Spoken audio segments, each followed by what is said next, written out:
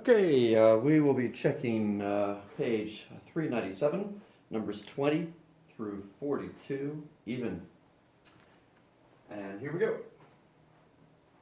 Number 20. We're looking simply for the amplitude and the period. We don't even have to graph it. So how do we find amplitude? Absolute value of A. But what's A? That's A. So it's the absolute value of 3. How about 3? Yes, your amplitude is 3. What does that mean, really? We'll see that in the later examples. The period, T, is what? Formula? Simple. 2 pi over W. 2 pi over omega. What's omega? Omega is the coefficient of x. What's the invisible coefficient of x this time? It is 1. So we have 2 pi over 1, which is 2 pi. We're done. We move on.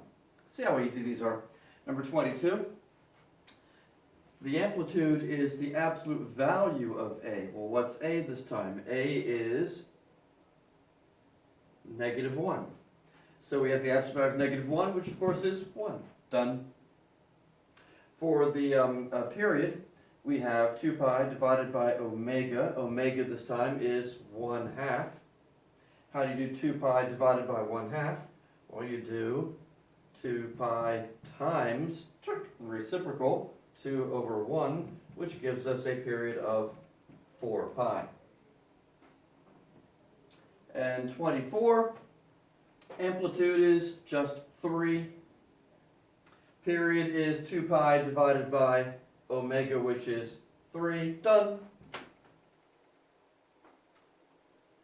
And number 26, amplitude, 4/3. Nothing to this, right?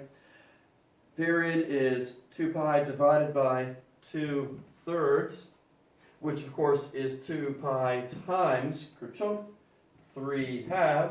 The 2's cancel, so the period this time is 3 pi. Yes, everybody can do this. It's easy.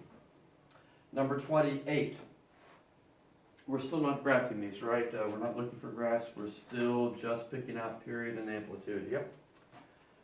So the amplitude this time, 9/5. Don't let the fraction scare you. You're done. The period, 2 pi divided by omega. Omega this time is this nasty creature. We're dividing by -3 pi over 2. How do we do that?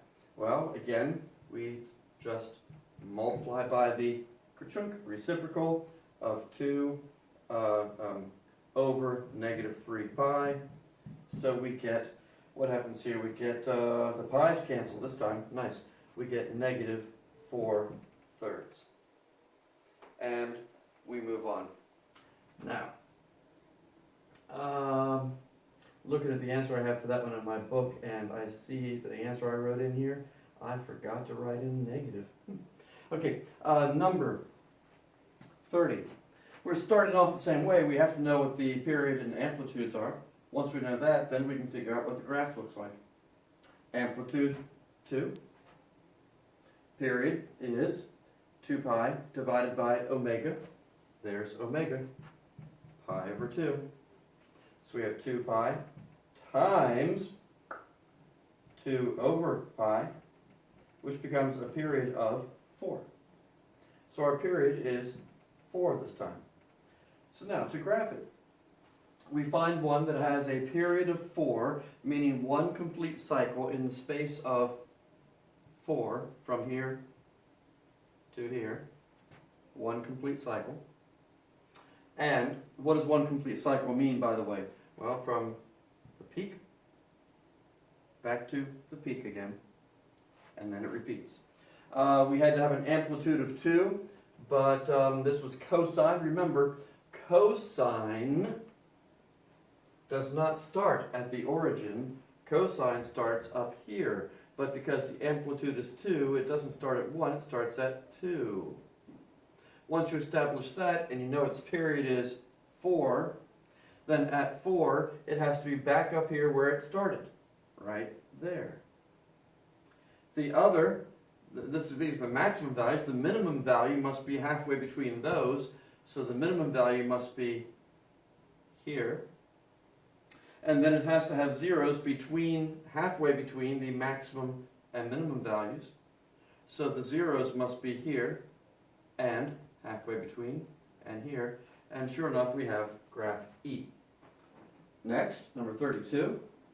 Oh, I forgot to write in what the function was on like all of these. Number 32 is 3 cosine of 2x, cosine of 2x. So our amplitude is 3. Our period is 2 pi over 2, which is simply pi. So we find a function, a graph there, that has a period of pi. It's cosine, but multiplied by 3. So it starts on the y-axis at 3.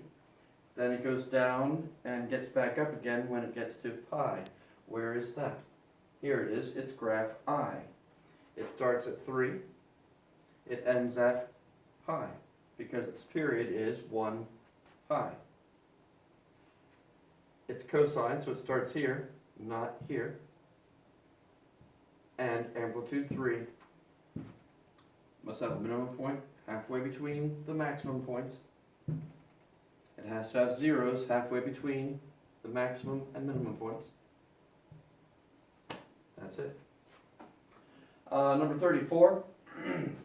Again, I cloned all of these and then forgot to write in 2 sine of 1/2 x. 1/2 x.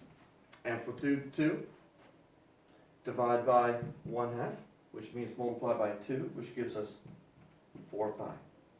So we find the graph that has a period of 4 pi, and it is sine, so it starts at 0, 0, has an amplitude of 2, and it fits one complete cycle in the space of 4 pi. There it is, graph B. 36 says -2. That negative means it's going to be upside down. -2 cosine of pi over 2x. Pi over 2x. So we look for a graph that has an amplitude of 2. It will be upside down. It is cosine, so it does not start at the origin, but rather it will start at -2. Its amplitude will be 2 pi divided by omega, which is pi over 2. So flipping it and multiplying, we end up with 4. This one has a period of 4.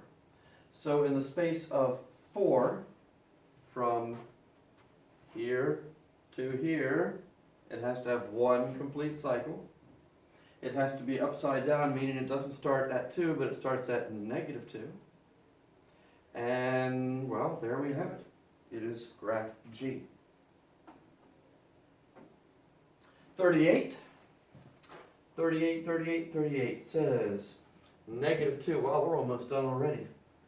This was a pretty easy assignment if you understood how to do it.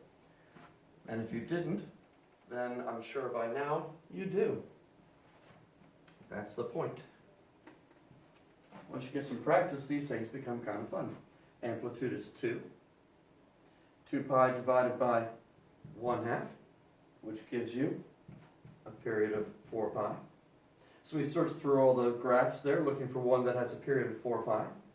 One that is indeed sine, but it's upside down and has an amplitude of 2. So where would that be? Oh, that's one that I didn't. Now I've already forgotten what the parameters were here. So we have its sine, so it has to go through at this point. It has a period of what? It has a period, I've already forgotten. It has a period of 4 pi. So it passes through this point, and therefore it passes through this point also. It's upside down, right? Amplitude is 2, and it's negative, so it goes the other way. Amplitude 2, so that means it has to pass through here, and it has to pass through here, and it looks kind of like that. And that is which one? That is, my notes say D, am I correct? It has a maximum point at 3 pi and a maximum point at a minimum point at pi. Magnitude is 2. Yep. And It's upside down, and that is it. It is D. And then what's the purpose of these last two? The last two they put in here because they wanted to kind of get you familiar with what the TI-83 or TI-84 calculators, or pretty much any graphing calculator, looks like. I had a trial version of the TI-84 emulator that I could put on the screen, but my trial period ended. So I was a little frustrated I couldn't get into it today. I was hoping to actually put the TI-84 on the screen here for you. I'll have to buy myself a subscription of that. But in the meantime, we're on our own. So number 40 is y equals -3. Y equals -3 times the sine of 2x. Alright, so we have an amplitude of 3. We have a period of 2 pi over 2, which is just pi. So, we're looking for a graph that has a period of 1 pi. That would be from here. If that's 2 pi, this is 1 pi. It's sine, right? Yes, it was sine -3. Alright, being sine, we know if it has an x-intercept here and here, there must be one here also. It has an amplitude of -3, so it's not right side up, it's upside down. Passes through halfway between the x-intercepts, there must be a minimum point here. And halfway between the x-intercepts, there must be a maximum point here. So it looks kind of like this. And that happens to be which one? That ends up being C, indeed. That is graph C. And the last one, number 42.